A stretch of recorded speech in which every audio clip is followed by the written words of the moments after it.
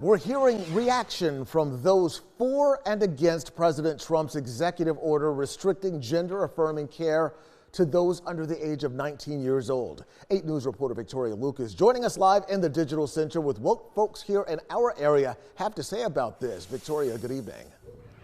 Eric, good evening to you. It's a mix of emotions as those in support of the executive order say gender-affirming care, or what they call chemical and surgical mutilation, unjustifiably endangers vulnerable children. Those who disagree with the order say it's dangerous for young people and their mental health.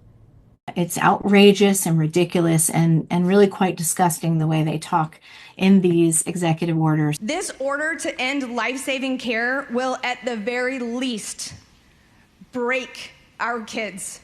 Outrage in response to one of President Donald Trump's recently signed executive orders entitled Protecting Children from Chemical and Surgical Mutilation, what's also referred to as gender-affirming care. Per the order, institutions will halt these procedures for those under 19 or lose federal funding. Part of the order insisting that children soon regret the decision to have the procedures and experience mounting medical bills throughout their lives because of lifelong medical complications. The language they use, you can tell, is very much trying to invoke fear. LGBTQ+ advocacy groups are concerned about what could follow. We're worried about is the negative impact on mental health and possibly youth trying to act out as a direct result of this executive order going out. Health institutions here in Central Virginia, such as VCU Health, Children's Hospital of Richmond at VCU, and UVA Health abiding by the executive order suspending this care to those under 19.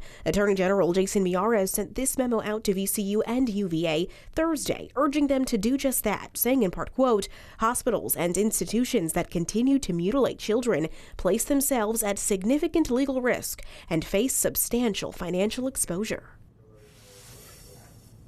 And we reached out to other healthcare networks in our area, such as Bon Secours and HCA hospitals, to see if they're abiding to the executive order. We're waiting to hear back. Live in the Digital Center, Victoria Lucas.